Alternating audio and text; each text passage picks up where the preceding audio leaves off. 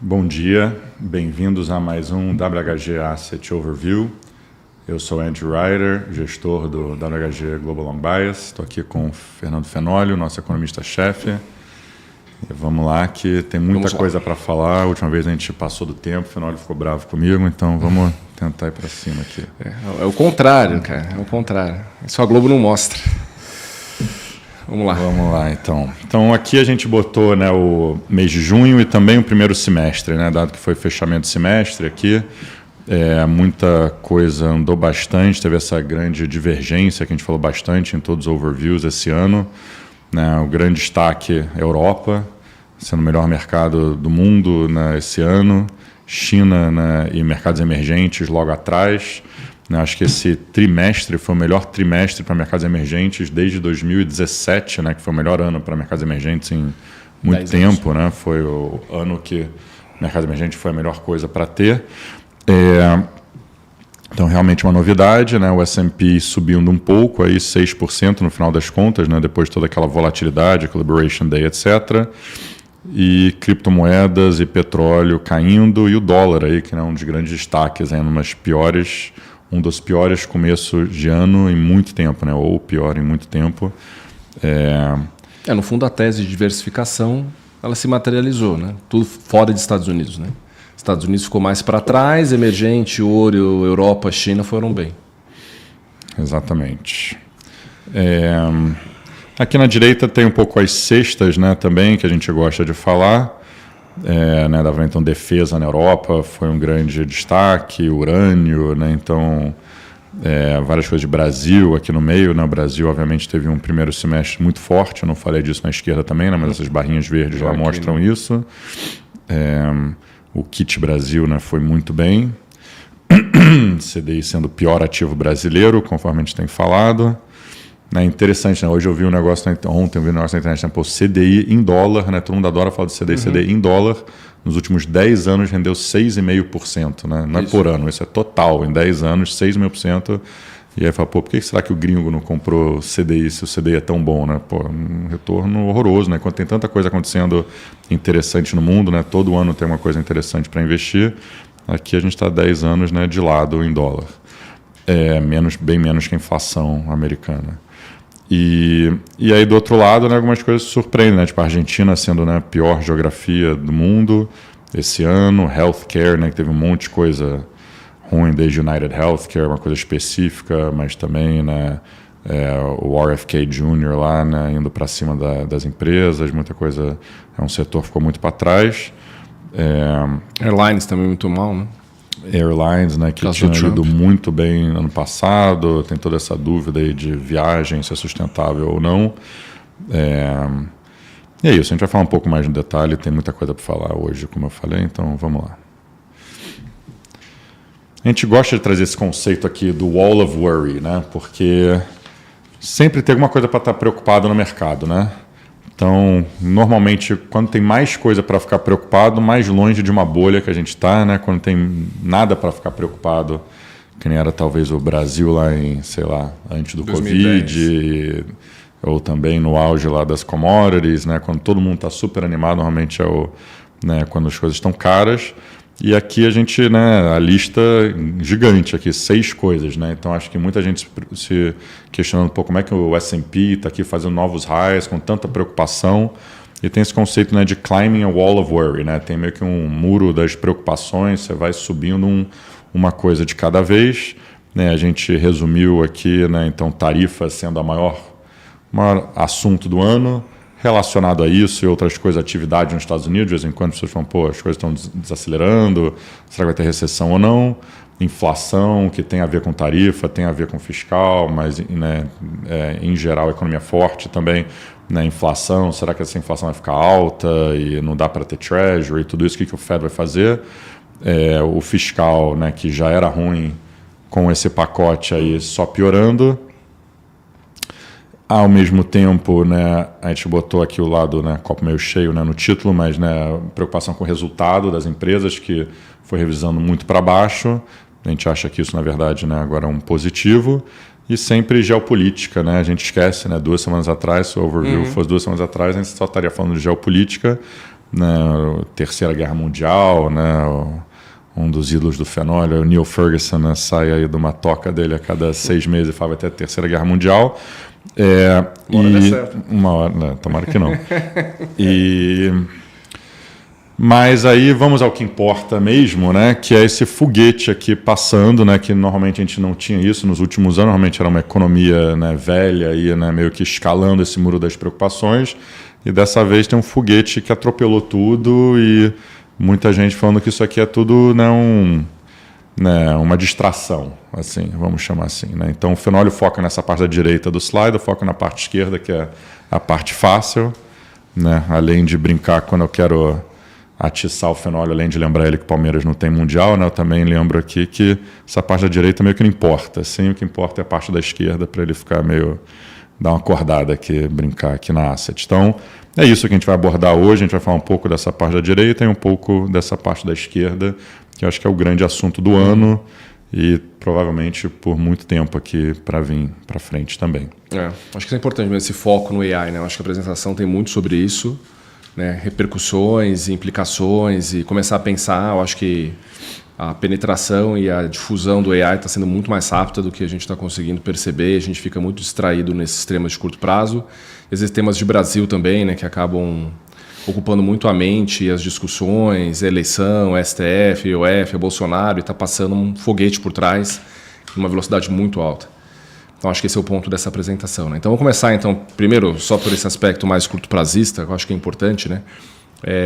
Talvez ali para março, abril, existia um pessimismo muito grande com os Estados Unidos, em função das tarifas, e como na margem isso melhorou, né? Eu acho que teve impacto no mercado. A gente já está vendo o S&P no high, agora a gente está vendo impacto também um pouco nos dados de atividade, né, de alguma forma. Eu acho que um dos pontos que eu mais chamo a atenção é essa questão de expectativa de crescimento melhorando, né, então assim, o risco de recessão realmente ficou para trás. Quando você faz um pouco mais granular as projeções, você tem um crescimento mais fraco do que antes. Tá, isso aqui é projeção nossa, você tem uma projeção entre 1% e 2% nos próximos trimestres, depois do zigue-zague que aconteceu de exportação.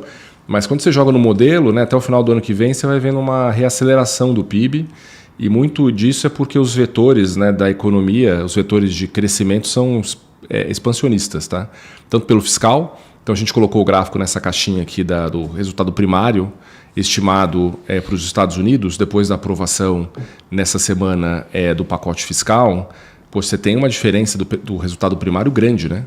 Era uma coisa perto de um déficit primário de 2,80, 2,5% do PIB, que agora virou 3,5%. Então é quase um ponto de diferença de estímulo. Tem estímulo para capex esse ano, tem estímulo para consumo no ano que vem. Então isso deve ajudar no crescimento de alguma forma. Na parte de política monetária tem uma super discussão do Fed, mas quando você olha FCI, e aqui a gente trouxe o FCI do Fed, que leva em consideração os lags de política monetária e o nível dos ativos no patamar atual, né, a gente projeta aí um estímulo não desprezível, tá, do FCI para os próximos trimestres. O que ele indica aqui, o PIB vai crescer em torno de 0,5 ponto acima do potencial. É isso que está dizendo. Tá? Então, fiscal expansionista, o monetário hoje, no condições totais, são expansionistas. E a gente traz de novo aqui essa tabelinha da Exante, né, com as estimativas do impacto do AI no PIB, né, baseado nos dados micro e o quanto de receita e de gastos esperado para AI, CAPEX em data center, etc., com seus multiplicadores afetam o crescimento. A gente está vendo aqui, de novo, né, uma contribuição positiva perto de 1 ponto do PIB vindo de AI. Então, tem vários vetores bons assim, de crescimento, que por mais que tenham choques que tornam a fé sobre a economia dos Estados Unidos menor, mas ainda tem muita coisa boa de crescimento. Acho que limita uma recessão e mantém um crescimento aí em torno do potencial, pelo menos. É impressionante esse número, né? Indo de 1,3% do PIB para 2% do PIB, né? Em um ano. No ano anterior era 0,5%, né? Então esse crescimento aí, né? É só 2% do PIB, mas está crescendo 50% por ano, né? Então acaba gerando quase um impacto de 1% no PIB. Está 10 vezes maior do que era em 2022. Era 0,2, virou 2. É isso, né? Em pouco mais de 4 anos, realmente é uma métrica de velocidade do AI afetando a economia.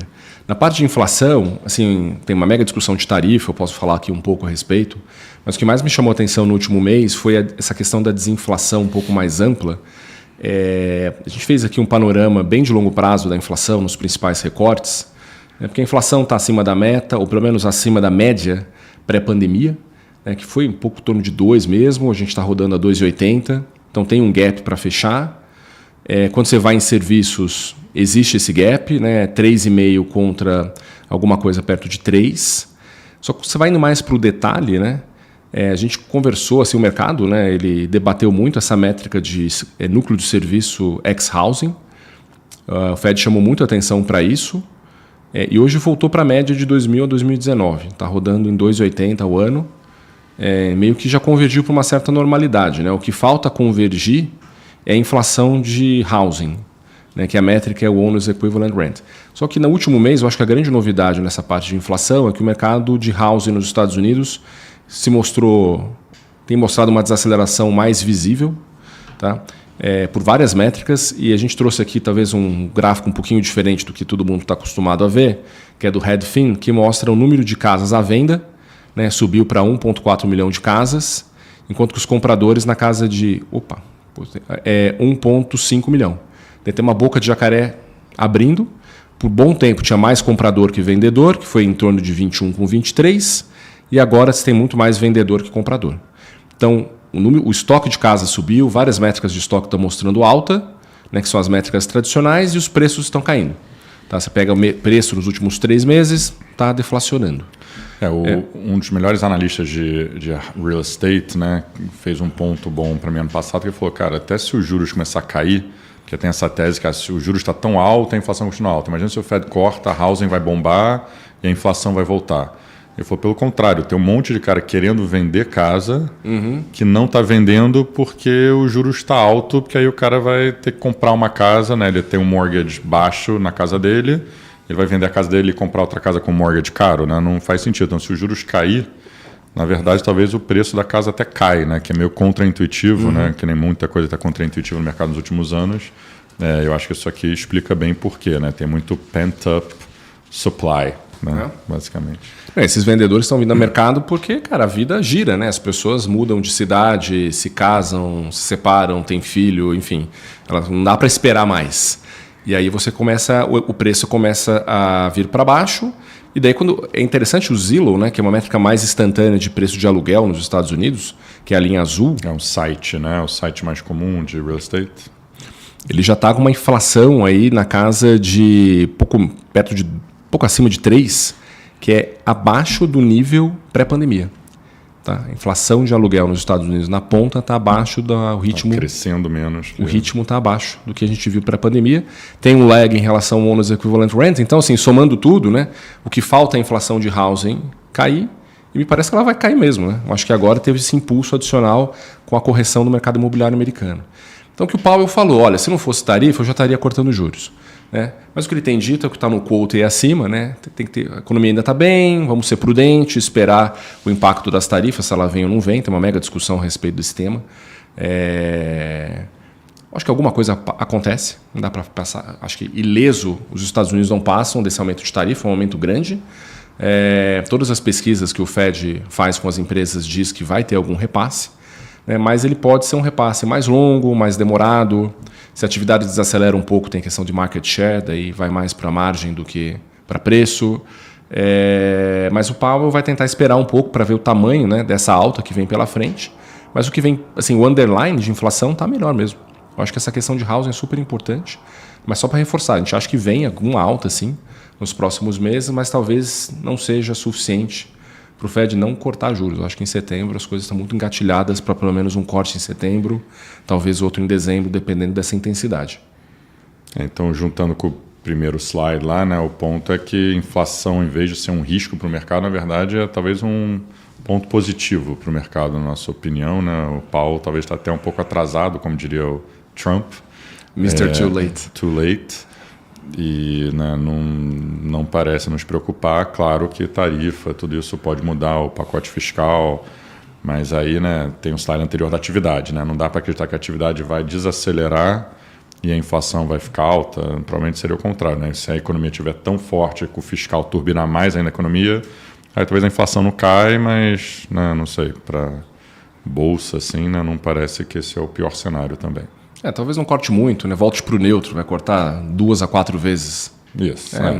Lembrando que está num nível alto, a gente já mostrou isso várias vezes, né? Que tem gordura e, né, ele pode cortar mais 2 vezes e pronto, e vai sentindo, né? Mas acho que a direção é mais para cortar do que para aumentar juros. Sem dúvida. Você quer falar das incertezas ficaram menores? Acho que posso falar um pouco assim, né? Eu acho que tem muito, né, dado que a gente falou no começo, né, do Wall of Worry e tal, né, esse geopolitical risk, né, que subiu muito, já voltou tudo. A gente vê isso em várias coisas, tipo petróleo, né, vários baskets também, tem a ver com o Middle East e tal, né, já voltou, então já foi, já voltou.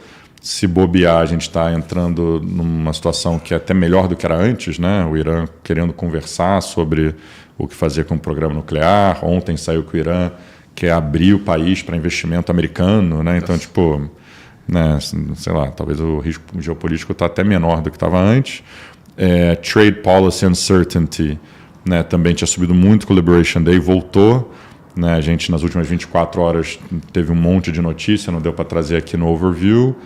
Né, mas o mercado parece que está aceitando bem essas notícias, até porque é para 1º de agosto, tem muita coisa que não dá para resolver a tempo. Todo mundo está querendo negociar, né? Todo mundo respondeu as cartas de maneira positiva, vamos sentar, vamos conversar. Menos um líder aí da América do Sul, né, que meio que mandou o Trump para aquele lugar, praticamente. Uhum. E, então, acho que é isso. Não, acho que trade policy, né, o grande assunto é China, Vietnã e talvez Europa, né? Eu acho que essas 3 coisas estão meio melhor acomodadas. Eu acho que o que o Bessent falava na época que o Liberation Day era para ser um teto, e a idade que a China revidou acabou não sendo, né? Acho que agora a gente está voltando para aquele mundo que, sim, esses números que a gente está vendo agora são tetos, né? Todo mundo, muita gente deu um jeitinho aí no trade também, né? A tarifa estava alta na China, então a gente viu muita exportação aparecendo no Cazaquistão, nos lugares assim, né? Que obviamente vem da China.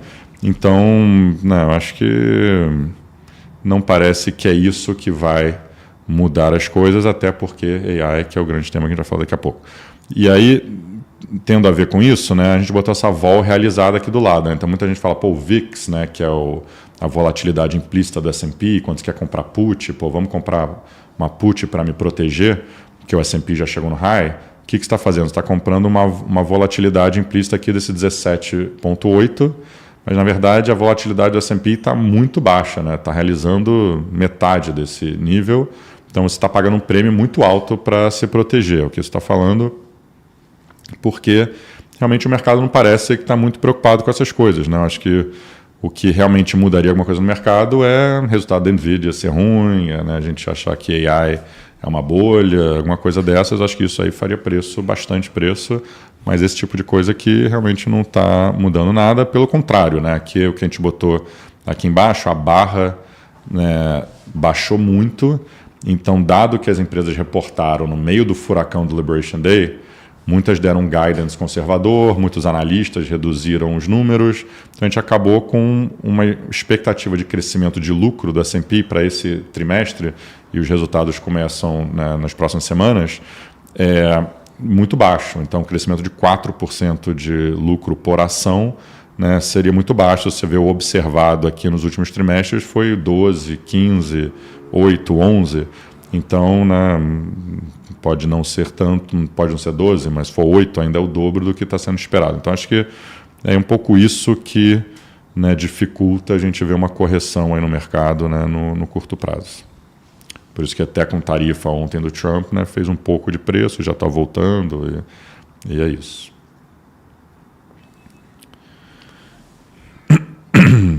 Não, acho que aqui é só um pouco... A gente já falou bastante do One Big and Beautiful Bill.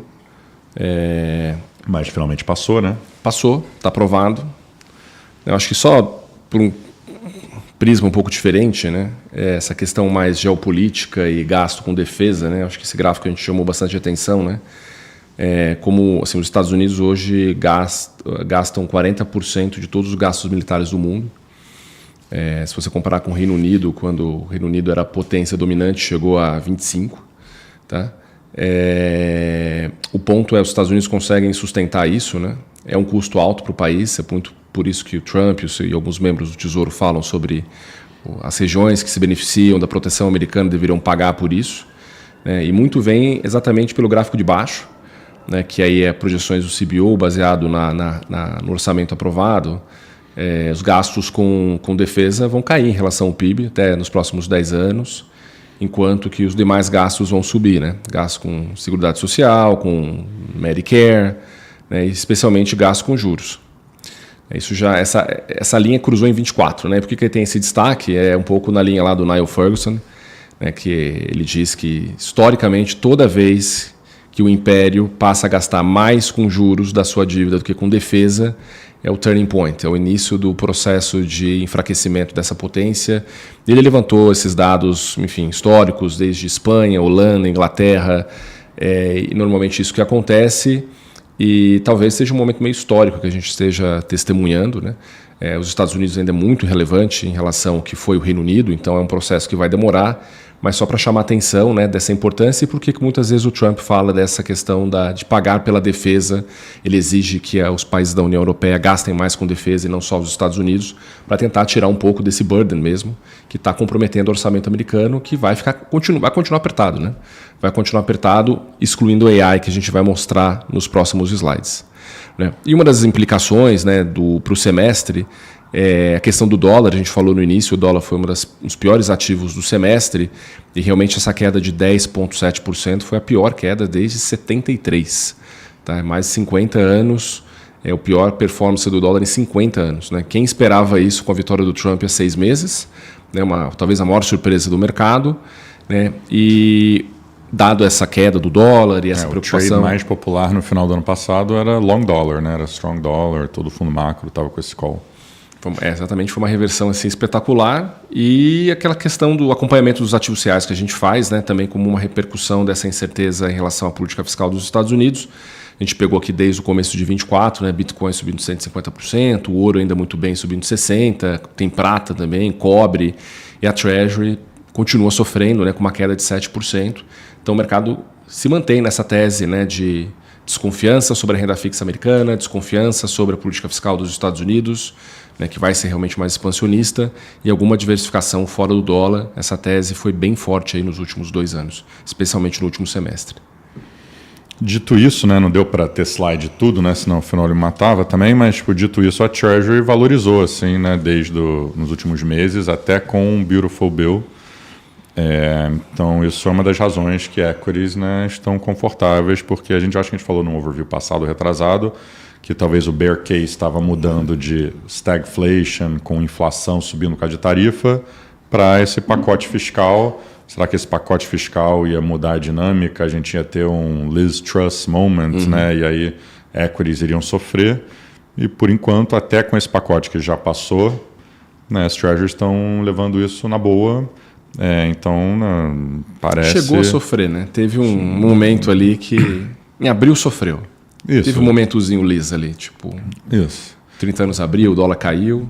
E aí passou e voltou e está acomodando. E eu acho que é um pouco esse o debate. Então, será que já passou? Será que essas tarifas, a gente mostrou no último overview bastante, né? Arrecadação com tarifa, como que o fiscal estava ruim antes, esse pacote, em teoria, né, deixa você, né, arrecadar depois, mas são coisas que é meio para inglês ver. Então, como é que o mercado lida com isso? Por enquanto, está lidando bem. Mas esse é um dos degraus aí do muro da preocupação, basicamente. Talvez a diferença entre Estados Unidos e Inglaterra é isso aqui, né? Para a Bolsa.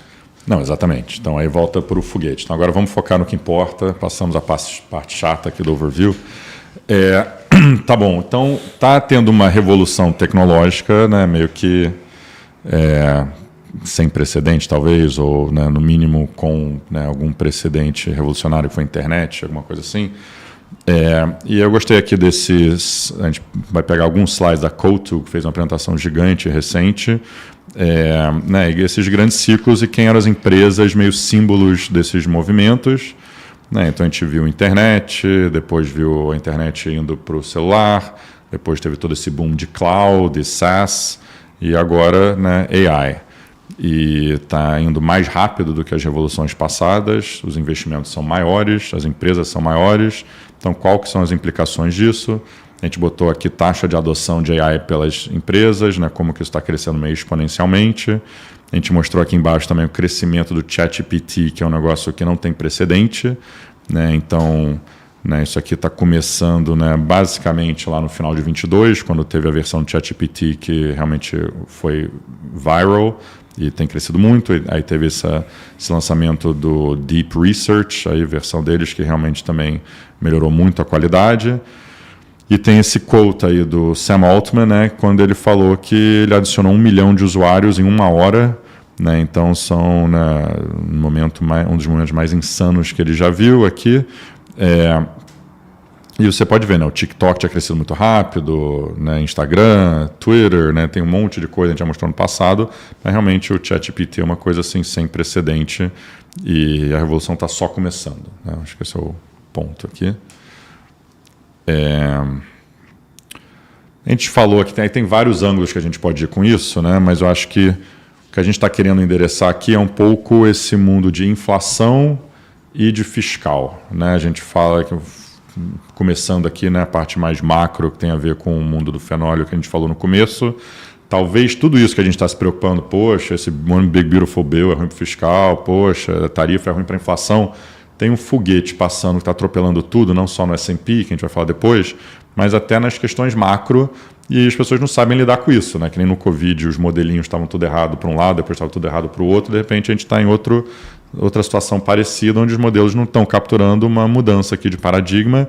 Para usar um exemplo, a gente pegou aqui a AppLovin, né, que é uma empresa grande de software de videogame.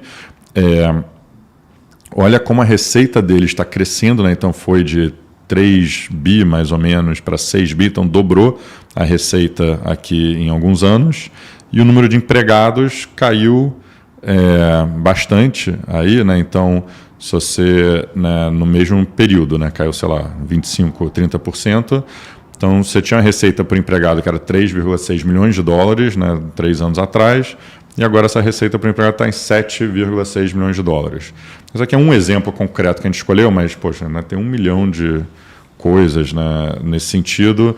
Né, se você olhar, o ChatGPT tem 2.700 empregados, né? Estava vendo a Google, acho que tem 100 mil empregados, se eu não estou falando errado, e o ChatGPT fala que ele não quer chegar nem perto de uma coisa dessas, né, porque ele tem vários agentes trabalhando para ele, né? Então, acho que a Amazon soltou um paper mês passado, falando como eles acham que vai ter bilhões de AI agents no futuro bem próximo, né, no mercado. Então, meio que novos, né, trabalhadores aí que mudam muito isso. Eles não querem aumentar o workforce deles, a NVIDIA falando que eles devem dobrar de receita nos próximos anos, mas que o número de empregados vai ficar estável, como eles imaginam. E, né, falando de empresas que devem ter, né, poucos empregados com centenas de milhões de dólares de receita. Então, acho que isso aqui é um novo paradigma. E não é que as empresas estão querendo ter menos gente trabalhando, eles só estão querendo o que é o mais eficiente. O mais eficiente é ter mais AI agents trabalhando para eles, talvez, né? Então é um pouco isso que a gente deve ver. A gente está começando a ver esse impacto aqui, né, em alguns setores, né? Eu acho que aqui são setores talvez que perdem um pouco com AI, então não é exatamente o ponto que a gente está querendo mostrar, né? Call center perdendo, né, gente, consultoria, alguns serviços em geral não aumentando. Mas a gente vê aqui na direita também, por idade, né, o desemprego. A gente ouve vários anedóticos, assim, tipo, né, as pessoas se formando da faculdade e está difícil de achar emprego, assim, porque as grandes empresas não estão mais contratando que nem antigamente, né, até banco de investimento, essas coisas, né. Eu me lembro quando eu me formei, foi no meio de uma recessão, depois, né, do Tech Bubble, Enron, né, guerra no Iraque, tudo isso. E os bancos não estavam contratando gente nas melhores universidades, né? Estavam freeze. E está meio que acontecendo uma coisa parecida de contratando menos gente, apesar da economia estar tão forte, tão pujante, S&P no all-time high. Então, isso é bem diferente de uma recessão no passado, né? Então, é isso que a gente está vendo, assim, né, bastante, né, que está tendo uma mudança aqui de paradigma, está só começando, né? Obviamente não é tão disseminado, a gente acabou de ver, né, a adoção está crescendo, mas não está tão disseminado ainda para substituir as pessoas, mas eu acho que a ideia é que nos próximos anos isso vai acelerar bastante, é uma coisa para a gente ficar de olho, né? E quais são as implicações para a inflação, para essas coisas, eu acho que é bem desinflacionário, né, isso. Uhum. É só fazer um comentário também sobre esse slide, um pouco mais no chapéu macro, né? Sim, a velocidade de penetração do AI e a substituição do mercado de trabalho está muito rápida. Né? Eu acho que esses anedóticos são verdade. Esse gráfico veio do Wall Street Journal, que teve uma reportagem grande falando da dificuldade das pessoas jovens de conseguir emprego, porque basicamente o que eles fazem, que são coisas mais simples, as empresas estão substituindo já por inteligência artificial. Não preciso de você. Tá? Acho que tem esse aspecto. Tá? E daí, se você extrapola isso no tempo, o que a gente vai ver é a retomada ou o aprofundamento de uma tese já comprovada que aconteceu com a globalização, que é a concentração de riqueza no capital. Tem capital, trabalho. Muita gente fala que a globalização gerou uma concentração muito grande disso, o trabalho ficou para trás no processo de ganho de riqueza, mas muito porque a China e a Ásia entrou no processo de produção com trabalho barato.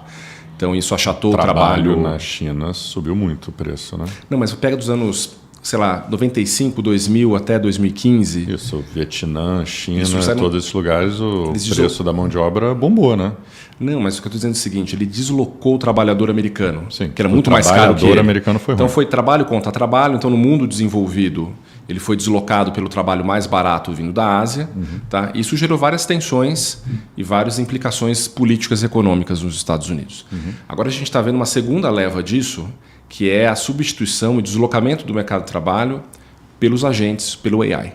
Tá? Então isso vai concentrar ainda mais a riqueza que está sendo gerada no capital, né? Para o detentor do capital e menos para o trabalhador. Tá? Isso vai gerar mais tensão social. Acho que isso vai gerar ao longo do tempo uma demanda por políticos que indiquem redistribuição. Né? Eu acho que essa talvez vai ser a tônica das próximas eleições, ainda mais do que a gente está vendo. Tá? A gente está vendo esse exemplo nos Estados Unidos, na prefeitura de Nova York. Agora até me esqueci o nome do cidadão lá que está concorrendo.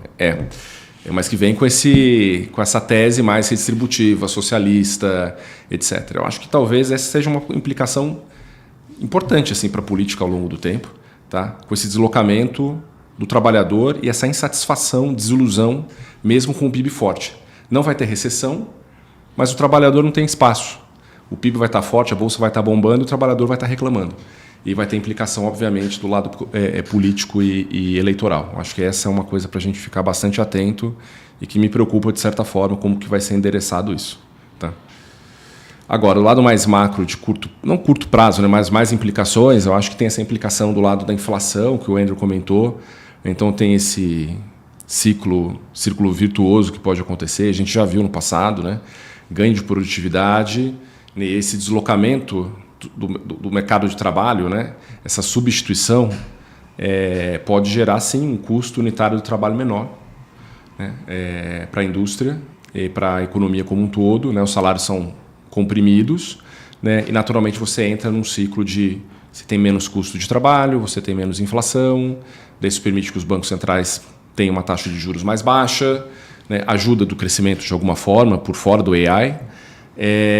Mais crescimento do PIB ainda mais arrecadação de imposto, e isso pode ajudar na dinâmica da dívida. A gente já viu esse filme nos anos 90. Então a gente trouxe aqui um pouco da história. Né? Então esses gráficos na parte de baixo da tela, né? Isso aqui é a projeção que o CBO tinha para a dívida pública americana dos anos 90 e de produtividade, e o que foi efetivamente realizado, né? Qual foi o resultado final. E o que dá para ver no lado da dívida, né, que o CBO sempre projetou uma dívida pior do que ela realmente foi. Né? Esse gráfico de cabelinho, né, ele sempre apontava para cima, mas o resultado realizado sempre foi para baixo. E o lado da produtividade é igual. Né? Projetava-se uma produtividade em torno de 1% e no final da década a gente estava colhendo uma produtividade acima de 3%. Muito maior do que qualquer um poderia imaginar no início da década. Não foi um erro do CBO, do estilo, não tinha visibilidade, mas foi isso que aconteceu. E a dívida PIB americana caiu muito. Teve também o Clinton, que fez um ajuste fiscal que a gente não está vendo hoje, isso é mega importante. O Clinton gerou um superávit nominal das contas públicas, então, obviamente, que acelerou o processo de redução da dívida, mas você teve um aspecto de receita vindo por um crescimento do PIB muito mais forte, de produtividade, e aqui até gerou também o juro americano mais baixo, né, com o Greenspan, que foi um catalisador positivo, assim, né, um ciclo virtuoso super incrível dos anos 90. Então a pergunta que se faz é, com AI agora, né, com essa velocidade, penetração, etc., né, se mostrando para a economia, o que acontece com a dívida?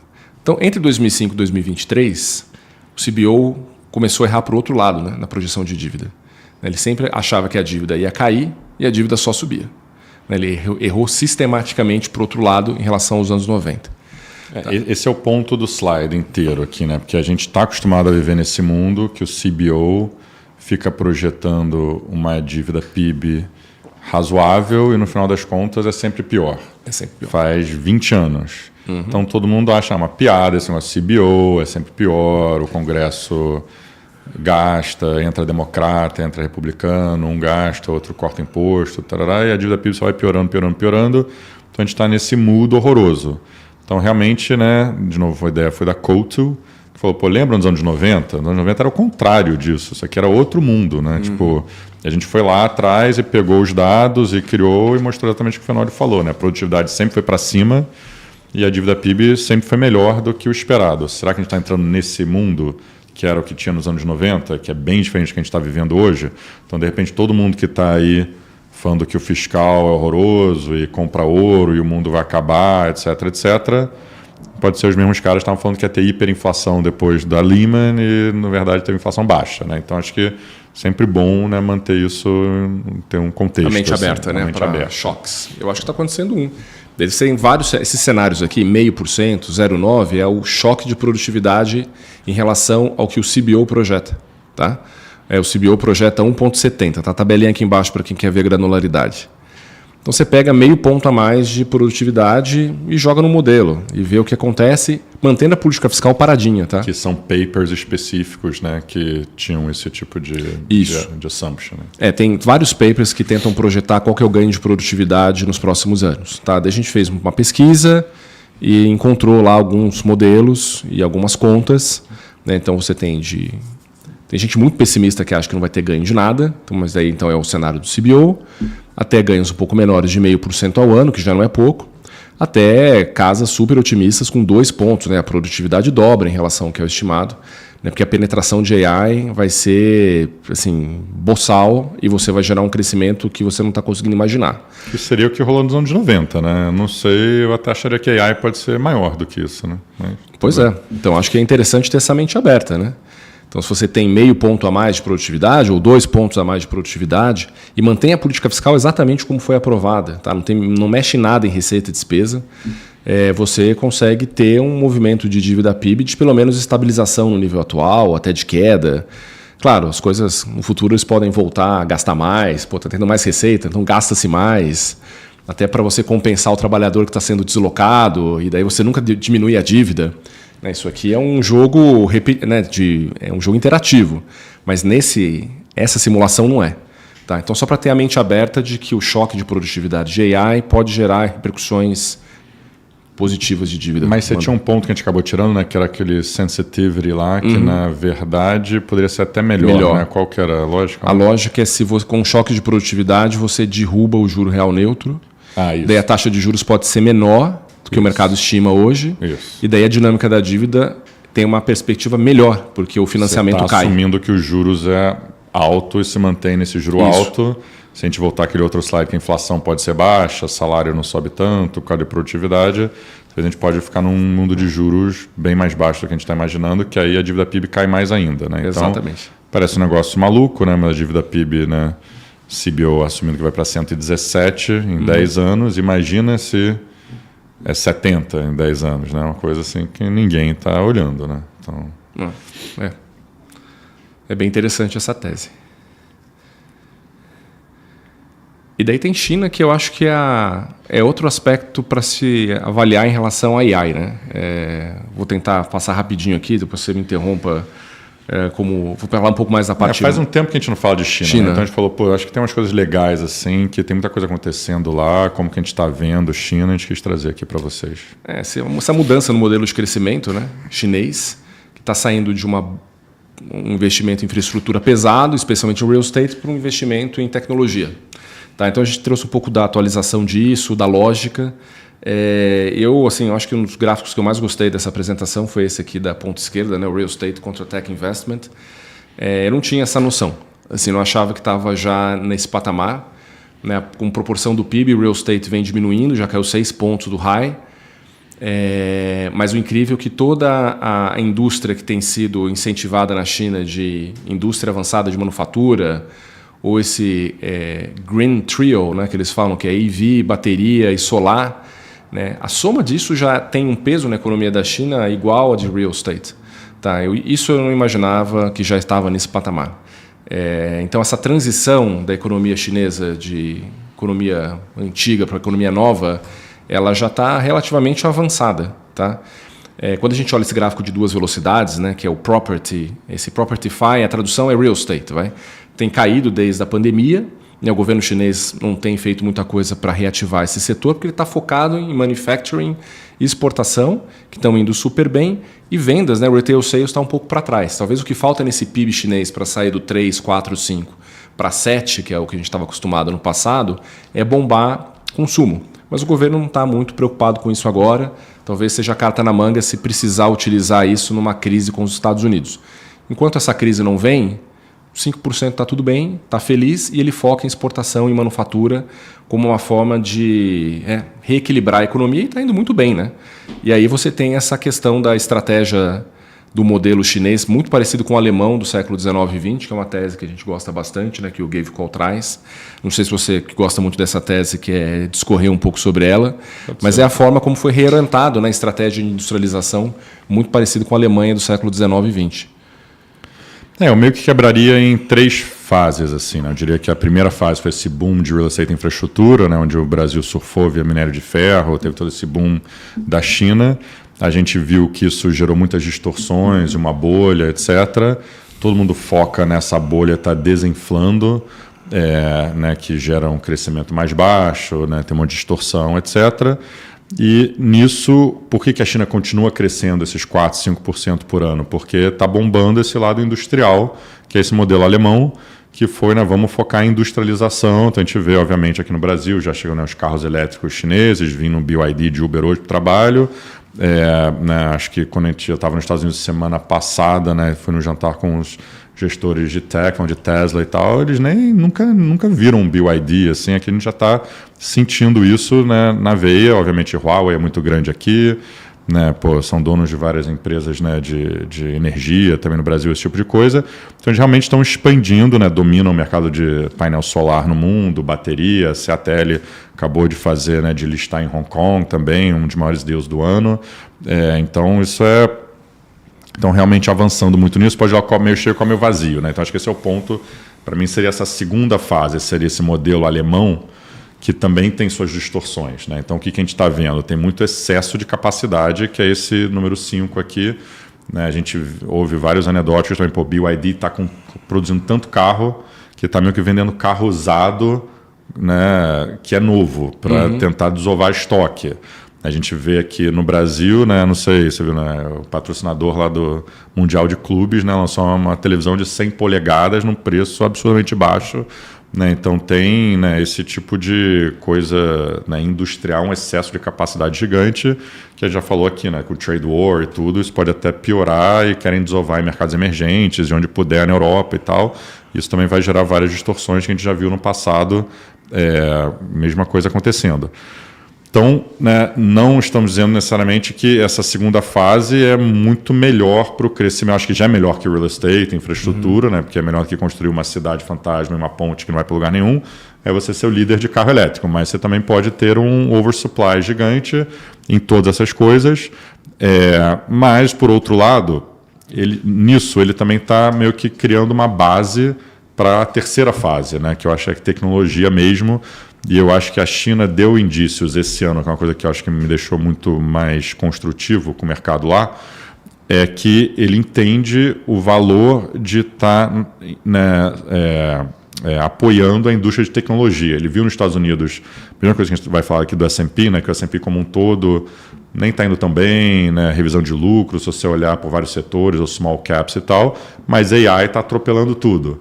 Então, de repente, todos esses excessos que a gente tem aqui no industrial, dado que a gente também está na fronteira, que é líder aqui de AI, por que a gente não, em vez de sumir com o Jack Ma, por que a gente não apoia esses próximos Jack Ma's Eu acho que isso é o vetor de crescimento da China para o futuro e tem muita coisa que eles investiram nesse período aqui que dá para aproveitar. Por exemplo, custo de energia barato, né? Eu acho que tudo que você lê de AI, a coisa mais importante de ser competitivo, bem, são duas coisas, né? Você ter muito dado e você ter energia barata. E a China realmente, né, é o líder em energia renovável, está investindo muito em nuclear, mas também tem muita energia de carvão barata. Então, o ponto é que ele tem muita energia abundante e com preço baixo. Isso permite ele ser competitivo nessas próximas tecnologias, né, tanto nesse mundo de ter muito dado e tal, quanto de ter energia barata. Então, acho que é daí que vem o terceiro passo, se quiser ir para o próximo slide, que é passar o bastão. Que nem ele passou de real estate para a indústria, ele passar da indústria para tecnologia mesmo, né? Então, eu estava chamando, né, que a gente falou mais de manufacturing, por mais que tem muita tecnologia embutida, mas eles, né, tipo, né, sei lá, olha aqui, até aqui no Brasil, né, ver se ar-condicionado, né, eletrodoméstico, todo esse tipo de coisa, eles estão entrando muito grande. Mas eu acho que o próximo passo é isso, né? Então, AI, a gente viu esse momento DeepSeek, né, que foi relevante, mas tipo, a adoção na China está crescendo muito, meio parecido com os Estados Unidos. A gente botou alguns exemplos aqui, né? Número de sistemas, de modelos de AI e tal também, né, explodindo lá na China, que nem nos Estados Unidos, e deixando o resto do mundo para trás. É só uma corrida de dois players, basicamente. Eles estão promovendo, a gente botou, eles estão promovendo AI, repetindo o playbook que eles usaram para carro elétrico e para painel solar. E a difusão também de AI é importante, né? Às vezes não estão na fronteira, como os americanos, mas eles conseguem difundir essa tecnologia para a economia mais rápido que os americanos. Então, o ganho de produtividade se compensa. Exatamente. Isso é super importante. A gente botou alguns outros anedóticos assim na direita que chamaram a atenção, né? Por exemplo, a Xiaomi, né, que muito brasileiro conhece, né, que vende celular e, né, um dos líderes aqui no mercado de Android, no Brasil também. Aí também tem outros, né, produtos de tecnologia para casa, etc. Eles agora lançaram um carro. Então eles meio que conseguiram fazer o que todo mundo falava que a Apple ia fazer, né? A Apple era a marca cool de celular, que investiu acho que 10 a 20 bilhões de dólares em carro e um dia desistiu e falou, vou ficar só na tecnologia que você usa lá, o Apple Play, Apple Car, sei lá o nome. E a Xiaomi realmente lançou um carro que, se olha as métricas, é melhor do que um Tesla e vendeu toda a capacidade deles em 1 hora, uma coisa assim, algumas semanas atrás. E a marca, né, as fotos são bem legais, se você olhar, né, os detalhes de quanto que ele acelera, quanto que ele carrega, tudo também incrível. E, né, a popularidade, você teve uma pesquisa, qual carro você gostaria de comprar, já passou a Tesla na China, que era a marca, né, que todo mundo era o aspiracional, né? BYD obviamente ainda é o maior, é gigante e tal, mas que tem umas coisas assim acontecendo na China, né, bem interessantes. A gente usou um exemplo aqui de carro, né, elétrico autônomo, mas, né, tem vários outros. E aqui outra tendência que a gente também está ouvindo nos nossos consultores é a China meio que investindo no exterior, né? Então, em desenvolver capacidade, plantas, que a gente está vendo no Brasil, né? Vamos produzir carro no Brasil, vamos investir em empresas de utilities no Brasil, vamos realmente investir, sei lá, em parques solares no Brasil, não só ficar exportando tudo da China, que nem o que ele fazia antes, né? Ele estava manufaturando tudo na China. Esse trade war mostrou que, cara, você tem que ser um pouquinho mais agressivo. Já está fazendo isso em vários países, na África, né, naquele One Belt, One Road, lá na Ásia Central, etc. Eu acho que agora ele realmente está, né, até investindo em plantas, sei lá, no leste europeu, né, e começando a ficar um pouco mais globalizado, meio que cultivar essas multinacionais. Então acho que essas são acho que a gente está entrando numa terceira fase aqui na China, que eu acho que pode ser mais positivo para retorno sobre investimento mesmo, né? Porque o problema daquela segunda fase era você trocou um excesso por outro excesso. Tudo bem que tem muito value add, né?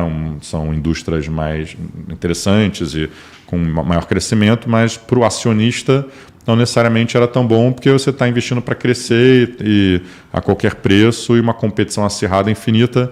Aqui eu acho que a gente está entrando nos businesses que são um pouco mais asset light, um pouco, né, que tem bastante crescimento também, no momento que ninguém está olhando para a China. Então acho que pode ser uma geografia interessante também, que a gente tem exposição e gosta aqui estruturalmente. E dado que a gente vai falar de Brasil hoje, a gente falou de vários assuntos aqui, acho que é um bom momento para a gente refletir. Acho que teve um artigo do Economist aí mês passado, sei lá, 1, 2 semanas atrás, meio que falando como é que o governo tá em dissintonia com o mundo, né? Eu acho que essa guerra no Oriente Médio, né? A gente está meio que no lado errado da guerra, né? O BRICS aí, você vê, né, os países que participam, né? Tipo Cuba e Uganda e Bolívia e tal, né? Mostrando que, né, a gente está meio em dissintonia com o mundo atual. A gente está preso numa mentalidade de Guerra Fria do século XX que meio que, né, já foi comprovado que não funciona. Mas o que mais preocupa a gente está entrando nesse mundo que nem o Finoli falou, né? Se já tinha essa concentração de capital na globalização e com internet, com todo, né, ganho de produtividade no Brasil, a gente é contra ter pedágio eletrônico e posto de gasolina que você abastece o próprio carro.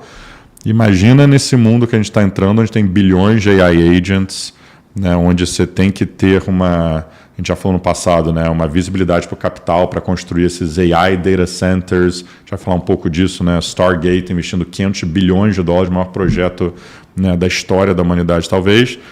E aqui a gente, né, falando mal do capital, falando mal das empresas de tecnologia, né, não focando, né, em produtividade, né? A gente falou no slide anterior, se o crescimento de produtividade for maior, o Banco Central corta juros, legal, a gente vai estar numa dissintonia assim, maior e maior crescente no mundo que está virando exponencial, né? Eu acho que a China está se reinventando e está bem posicionada para isso, mas a gente está realmente remando assim, na direção totalmente contrária, né? Total. Assim, a gente não tem nem esse tipo de discussão aqui, né? Não existe. Assim, né? A gente está muito atrasado e eu acho que vai continuar, infelizmente, nessa direção. Pelo menos nos próximos 2 anos não tem muita perspectiva de mudança. O nível da discussão aqui ainda é muito rasa, infelizmente. Falar um pouquinho de bolsa americana para fechar. Então, aí eu acho que, juntando tudo isso que a gente tem falado, né, muita gente aponta esse gráfico aqui de cima, olha a porcentagem das 10 maiores empresas do S&P, que agora está chegando a quase 40% do S&P, né, e a gente tem falado aqui muito, né, o S&P não é economia americana, diferente do Kit Brasil, que trada junto com o que está acontecendo na política e juros e tal, né, aqui tem umas empresas que estão meio que descolando, né, dessa parte que a gente estava falando de tarifa, etc., porque tem uma coisa muito grande acontecendo. E aí você pode falar, 10 maiores empresas com essa concentração de quase 40% é sem precedente, e você pode olhar isso do lado negativo. Né, olha como que era nos anos 2000, chegou a 27%, olha como é que era lá no Covid, tem esse gráfico voltando até mais tempo, já mostrou no passado. Mas olha aqui embaixo o free cash flow margin dessas empresas. Isso eu achei legal porque volta até os anos 50. Né? Então, antigamente, até tem uma analogia aí com o que a gente acabou de falar de China, era uma economia mais industrial, né? Onde as empresas eram, né, tipo, né, de industrial, sei lá, GE, a empresa de railroad, depois muita empresa de petróleo, né, e depois de empresa de telecom. Né? Então, essas empresas eram muito grandes na Bolsa. E hoje em dia muita empresa, né, nessas MAGs, né, que são meio diversificadas de tecnologia, que foram investindo muito, né, acho que nessa que a gente já falou no passado, né, são mais plataformas, então geram muito caixa. Né? Então isso tem várias implicações. Né? Primeiro, para a sustentabilidade dessas próprias empresas. Segundo, para AI, não dá para comparar muito com o Internet Boom, porque o Internet Boom foi muito com alavancagem. Né? Era a época que high yield era muito grande, porque você tinha que construir toda a fibra, né? Tudo isso foi construído com high yield sendo financiando isso. E agora esse boom de AI está sendo financiado com o próprio cash flow dessas empresas. Né? Então, acho que isso é uma coisa bem diferente. E aí, passando um pouco para a direita, né? E também acho que reflete um pouco o que a gente tem falado, que a composição da Bolsa é muito diferente do passado, não dá para olhar o PI hoje versus o PI no passado, olha como a qualidade das empresas melhorou, muito mais foco em free cash flow, né? Sei lá, 20, 30 anos atrás, as empresas eram muito mais capital intensiva, etc, etc. Isso aqui é outro exemplo disso, mas na versão de 40% da Bolsa. E aí aqui na direita é um pouco, será que a gente está no começo dessa revolução? Né? A gente está falando de ChatGPT, mas ChatGPT hoje em dia é um negócio legal que você usa para alguma produtividade na sua vida e tal, mas não está ainda o que a gente acha que vai ser. Né? Acho que quando começar a realmente ter esses AI agents para todo mundo, quando você começar a ver esses humanoides, né, robôs, né, realmente pegando esse AI, né, e sendo implementado nisso, o AI sendo implementado em carro autônomo, né, mais abundantemente, né, na economia e todo tipo de transporte autônomo, acho que esse tipo de coisa vai ser uma revolução muito grande que está só no começo. E aqui a gente fez a analogia com a internet, que eu nem sei se é tão comparável, ou me parece que pode ser até maior, mas isso aqui é desde que o Netscape, né, fez o IPO, né, que foi meio que o, né, emblemático lá na Bolsa, quanto que o Nasdaq subiu, e aqui quanto que a gente tem subido aqui desde o dia, né, do ChatGPT, né, no final de novembro de 22, que começou toda essa trajetória. E aí, de novo, né, dando crédito aqui para Couto, que eu gostei desse gráfico de baixo, ele falou, será que essa concentração está muito alta? Né, 40% da bolsa está em tecnologia e communication services, né, que você pega basicamente as MAGs e essas outras empresas, né, grandes e tal. Isso parece muita gente fala que isso é ruim, porque está olhando só o zoomzinho lá dos anos 80 até hoje, né, se você quiser circular aí, fenômeno. Mas se você voltar no tempo, pô, lembra essa revolução toda que teve depois da Segunda Guerra Mundial, de todo mundo tinha empresa de energy materials, né, os grandes bilionários da época, esses fundadores dessas empresas de petróleo e tal. Antes era, né, railroads lá no século XIX, os grandes magnatas e tal, e antes disso eram os bancos e real estate. Então, se você voltar no tempo, fala, pô, na verdade a concentração era até maior nessas indústrias do que hoje, né? E será que a importância para a economia dessas empresas, você realmente acredita, né? A gente já viu várias indústrias que é meio winner take all, né? O iPhone, né, Google Search, etc. Você verá que a gente está entrando no mundo que, pô, esse AI vai ser meio que winner take all, e, né, essas indústrias todas vão ser disrupted, e eu acho que o valor dessas empresas com porcentagem da bolsa só vai aumentar, talvez. Olhar para essas métricas não é um problema, né? É misleading fazer esse tipo de avaliação, tomar esse cuidado. E aí o que a gente também mostrou aqui que eu achei interessante, né, toda essa volta do S&P, as pessoas falam, pô, tá muito complacente com o Liberation Day, do Trump e tal, e realmente a amplitude do S&P, né, o breadth em inglês que as pessoas falam, né, tá muito baixo, assim, bem baixo, né, se a gente olhar os últimos 20 anos. O que isso está falando? Volta para tudo que a gente tem falado, por isso que a gente passou tanto tempo falando disso, né, nesse overview. São poucas empresas que estão liderando toda essa volta, não está, né, espalhado para o resto. Então, não acho que é um oba-oba, assim. É muita empresa tipo, que caiu, voltou, né, se você tem a ver com tarifa e tal, mas o que está fazendo novos highs mesmo são empresas, né, que são os AI winners. Né? Então, olha aqui, por exemplo, esses AI winners versus AI losers. Né? Então, a boca de jacaré, esses AI losers estão meio parados desde que o ChatGPT começou lá no final de 22, a gente pegou, né, começo de 23 aí, para ficar mais redondo. Mas é essa a ideia, né? Os AI winners subindo 70%, quando os AI losers estão de lado. Só olha, dentro do semicondutor, no mesmo período, o semicondutor, meu bolha. Não, o semicondutor que não é exposto a AI está caindo 16%, né? Desde dezembro, desde o começo de 24, desculpa aqui que a gente está usando, falei errado. E quem é vencedor de AI do semi está subindo bastante. Dentro de industrials, né, o ponto que a gente tem falado várias vezes, né, tipo, tem algumas teses meio estruturais, tipo aerospace, é um negócio que está tendo retorno sobre investimento muito bom, com disciplina, com demanda de viagem, né, sendo sustentável depois do Covid, o petróleo, né, sendo, no mínimo, né, contido, né, e com dificuldade de produção de várias empresas. Então, se você está nesse supply chain de aerospace, você está se beneficiando muito. Isso não para, continua entregando resultado, meio que as empresas estão seguindo fundamento. Assim, se você está exposto a AI power também, que a demanda está, né, explodindo, né, para energia nos Estados Unidos, você está performando. Se você é exposto a coisa tradicional de industrials, tipo, né, ordens para você manufaturar um produto que vai para uma fábrica ou empresa de transporte, os dados não estão muito fortes e essas empresas estão meio de lado, né, há quase 2 anos. E aí, traduzindo isso para a direita, eu sei que a gente começou o overview falando como que no semestre a Europa foi muito bem, mercados emergentes foram muito bem, etc. Mas a realidade é que desde o Liberation Day, por mais que a Bolsa voltou, o grande trade foi você comprar, né, tecnologia nos Estados Unidos versus Europa. A Europa está quase de lado desde o Liberation Day, e os Estados Unidos voltou tudo e está em novos highs. Né? Então a gente mostrou aqui o S&P versus o Stock 600, né, como que tinha underperformed no começo do ano e agora voltou, ainda não voltou tudo. e porque os AI winners, né, voltaram. Então lembra que quando você está fazendo esse trade de diversificação, quando você fala os Estados Unidos está caro, vou comprar outro setor, talvez a gente traz isso mais no próximo overview. Gostei como um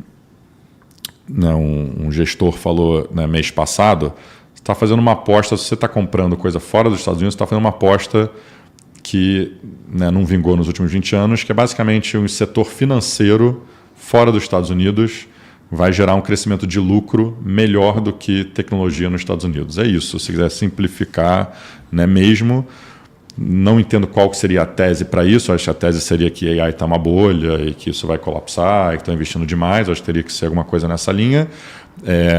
Porque você vai ter esses momentos, aí o valuation ficou muito para trás, as pessoas ficaram muito animadas com o Trump, estavam overexposed aos Estados Unidos e tem uma diversificação. Mas assim, será que isso é estrutural? Será que isso, né, tem mais para andar? Teria que ser algum susto fiscal, algum susto de inflação nos Estados Unidos, algum policy mistake do Trump, alguma coisa muito grande, ou essa bolha de AI, né, realmente implode. Né? Acho que seria essa a tese, porque a gente pode ver aqui também, bancos europeus contra americanos, no começo do ano andou muito e agora já está devolvendo. Então, desde o Liberation Day, essa volta do risco tem sido muito essa volta para os Estados Unidos e volta especificamente para AI.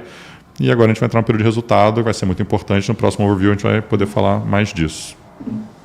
É importante ter desregulamentação para o setor bancário americano que ajudou esse movimento de bancos europeus contra americanos. Né? Acho Mas que já era esperado desde o Trump ser eleito, né? Que ele ia fazer isso. Né? É que se materializou agora, né? Talvez sim, foi ajudou. Um trigger para andar, né? Uhum. E esse é o último slide ou tem outro? Isso, depois não, tem mais. É daí os dois do fundo. Ah, tá. E aí, aqui a revolução de AI, só também um negócio que está muito interessante, que a gente botou aqui as MAGs, né, as 7 MAG 7, quanto que subiram nos últimos 5 anos, que dá uma média, se quiser circular aí, MAG 7, aí, fenômeno de 299% nos últimos 5 anos. Mas se você olhar o year to date, tá meio mixed, assim, né? Tesla, Apple, Google caindo, Amazon meio 0 a 0, as outras agora, que toda essa andada andaram um pouco, mas na média, MAG está 0 a 0 no ano. Então, o que está acontecendo, que eu acho que tem sido interessante esse ano, é que muitas das outras coisas estão começando a subir, né? Todos esses baskets de AI winners, AI semis, AI power, AI software, etc., isso que está subindo. Então, tem muita coisa diferente. Então, acho que está um mundo mais de stock picking, né, do que um mundo de... Né, a gente focou aqui muito no macro, mas eu acho que está realmente um mundo que eu não me animava tanto com empresas específicas faz muito tempo. Eu acho que é isso que a gente está gastando muito mais tempo no fundo, olhando esses cases individuais, que é isso que está dando retorno para o fundo esse ano. E aqui a gente só quis também reforçar esse CAPEX, quanto que está subindo. Né? Stargate aqui é um fenômeno, né? Que é meio que essa parceria, né, do OpenAI com SoftBank e Oracle. E, né, falaram que vão investir 500 bi, né, ninguém acredita, sei lá, mas estão, né, começando já grande, aí, né, indo para 100 bi daqui a 2 anos por ano. Os soberanos, que, especialmente o Oriente Médio, alguns outros países que anunciaram, né, vários investimentos recentemente, e essas MAGs continuam investindo mais e mais e mais, não querem ficar para trás. Né? Acho que a grande notícia impressionante das últimas semanas, que não para, né, a gente até teve que atualizar o slide da madrugada, é Meta, que o Zuckerberg decidiu pegar uma listinha de quem são os caras mais fodões aí de AI e falou, eu vou ligar individualmente, ele está ligando individualmente para os caras, falando, eu quero que você venha para cá. Como diz o Fenório, está montando tipo um Flamengo aí de AI, né? É um fanfarrão. Aí vai dar errado, cara, não fala isso não. Real Madrid, pô, você está de sacanagem. Aí, né, essa Scale AI, por exemplo, que é um dos caras, né, mais brilhantes de AI, ele basicamente falou, eu vou comprar 49% da sua empresa pelo valuation que a empresa inteira vale, né, que é 15 bi, para basicamente trazer também o cara para tocar esse Super Intelligence Lab que ele criou. Ontem à noite contratou esse Head AI da Apple, né, contratou um monte de cara do ChatGPT, né, OpenAI, mais de 9 pessoas, né, que a gente botou os criadores do modelo ChatGPT-4, O1, O3, etc. O ACO da GitHub também, que estava montando um business de AI que ele já meio que raspou ele. Então, né, gastou mais ou menos 1 bilhão assim, nessas contratações. Né? Isso é dinheiro de gente grande. Para uma pessoa ele pagou 100 milhões de dólares, não foi?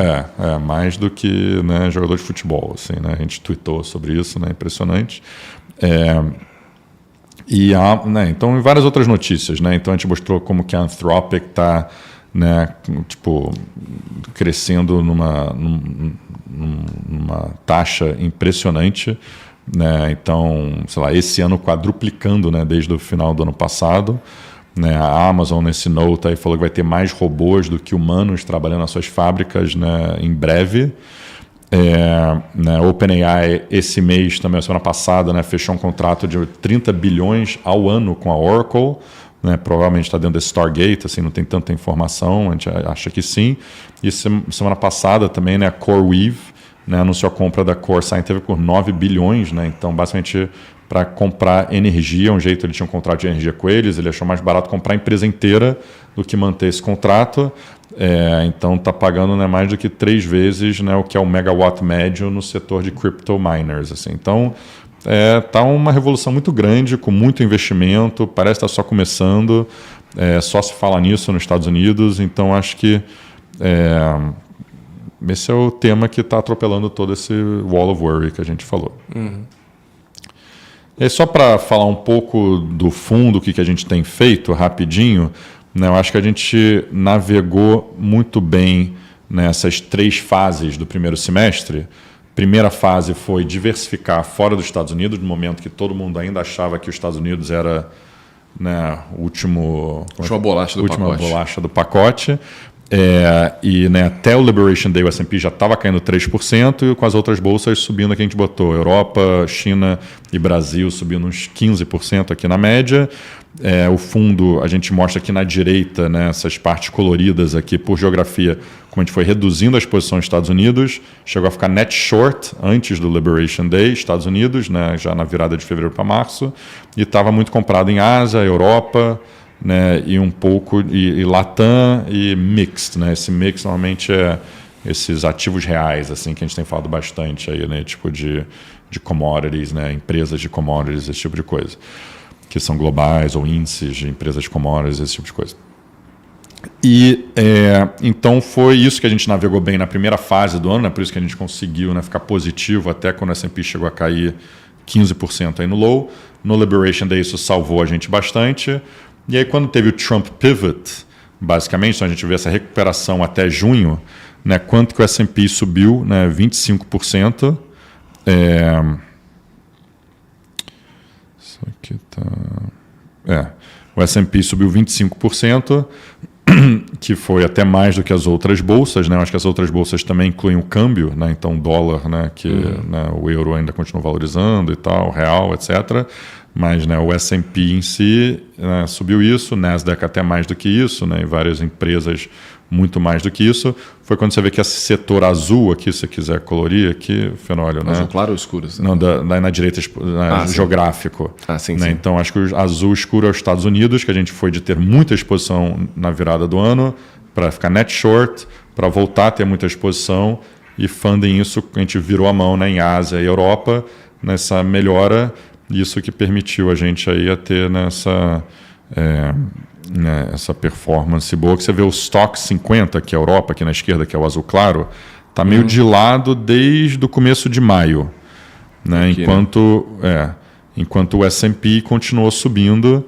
Né? Então, acho que esse aí foi o grande trade, se quiser simplificar, mas acho que dentro disso teve muito stock picking, que foi muito bem. Também. Então, acho que a gente vê isso aqui na atribuição de performance embaixo, que eu acho que é um diferencial do fundo. Né? Então, year to date, Estados Unidos, basicamente, a gente está ganhando dinheiro tanto no long quanto no short, né? Porque a gente chegou a ficar short no período certo e ficou long no período certo. E meio que, né, Europa e Ásia, que foram nossos shorts, quando a bolsa estava explodindo aí nessa recuperação, a gente perdeu muito pouco e chegou a ganhar quando eram as coisas certas no começo do ano, né, sendo os nossos longs. Então, acho que isso ajudou muito. E Latam, né, que realmente a Argentina, que é um tema que a gente teve ano passado, a gente zerou no final do ano, então, né, que a gente mostrou no começo que foi a pior coisa esse ano, então isso a gente não pegou a queda e pegou a volta aí, né, a gente trocou basicamente de Argentina para Brasil, né, e outras menores também, outros países que a América Latina, a Argentina tem subindo bem, esse ano tem sido um dos grandes temas aí do mercado e contribuiu, né, positivamente aqui para a gente. É isso, a gente passou do tempo aqui, eu acho que o slide final só é a lâmina do fundo, né, que eu acho que agora a gente tem 4 anos e pouco. A gente tem bastante orgulho que deu 20% aqui no ano, né? Um fundo global, né? Onde o S&P, né, teve um começo de ano difícil, né? E ainda assim, né, com uma exposição líquida média de 63%, lembrando, né? Então a gente ainda assim está dando 20%, enquanto o S&P a gente mostrou deu uns 6% esse ano. Acho que num ambiente difícil, a gente conseguiu navegar na queda e pegou a alta.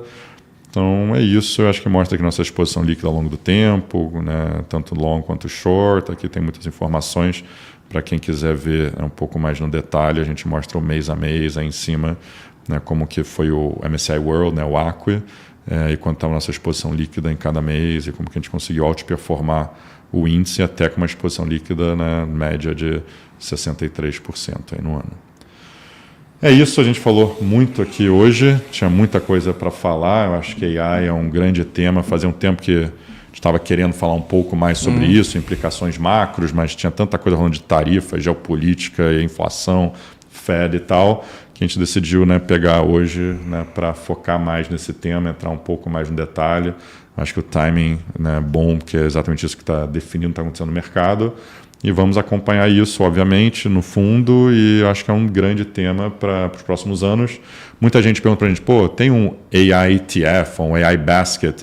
Acho que essa que é a grande dificuldade, por isso, novamente, vendendo nossa sardinha aqui, mas acho que o fundo, as coisas estão mudando muito rápido, acho que o stock picking é muito importante. Eu acho que ano passado, talvez você ficar nas MAGs estava fácil. Esse ano está meio 0 a 0 as MAGs, a gente mostrou. E está mudando muito, né? Tanto empresas específicas na Ásia, empresas de internet nos Estados Unidos, mid-caps. Eu acho que é isso que está realmente gerando a rentabilidade esse ano. E também esse contexto macro. Então, acho que o que a gente faz no fundo, a gente consegue unir, né, um pouco essa discussão macro e conseguir se defender nesses períodos voláteis, mas ao mesmo tempo fazer o stock picking das coisas que, né, tem muita coisa aí para estudar e participar, que eu acho que essa tendência está só começando. O ChatGPT pode ser o Netscape da vez, né? Nos anos 90 era o maior browser de internet que depois deixou de existir, né? Perdeu 9 pessoas para a Meta. Por que daqui a alguns anos o ChatGPT foi o primeiro, o pioneiro, mas é a Meta que ocupou esse espaço porque contratou as pessoas, né? Então, ou o contrário, né? Todo mundo acha que é fácil investir na Microsoft, que tem Azure, tem Copilot, e tem um pedaço do ChatGPT. Tem muita tese que o ChatGPT vai atropelar todos esses caras, vai montar os próprios data centers, que é um pouco que ele está fazendo no Stargate. E daqui a pouco você fala, putz, Azure e AWS não é mais tão legal, Copilot do Microsoft ninguém usa, ou sei lá, vão usar, mas que nem a gente usa o Teams e reclama pra caramba. E o que realmente vai ser o diferencial vai ser o OpenAI, que vai atropelar todo mundo, vai dominar o mundo, e você tem que estar investido em plays que se beneficiam disso, né? Então acho que tem um monte de debate assim, né, infinitos, que a gente pode trazer aqui nos próximos overviews também. Maravilha. É isso. Muito obrigado. Valeu, um abraço.